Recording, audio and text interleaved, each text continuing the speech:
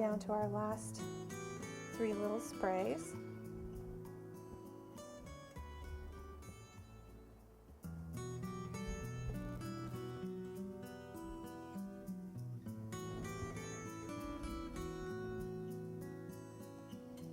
Now I am leaving kind of a thick stem at the top because that is what I'm going to be tying my bow around.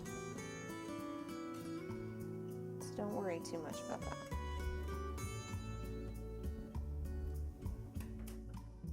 We've got one little just leafy spray left.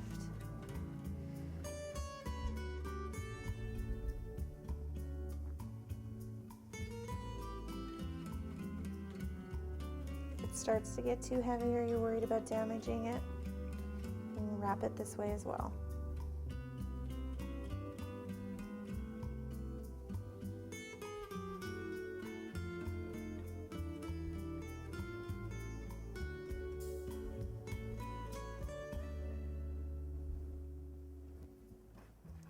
I'm going to cut it off right there. And if you want, you can go ahead and kind of twist it around like that so it looks nice and finished.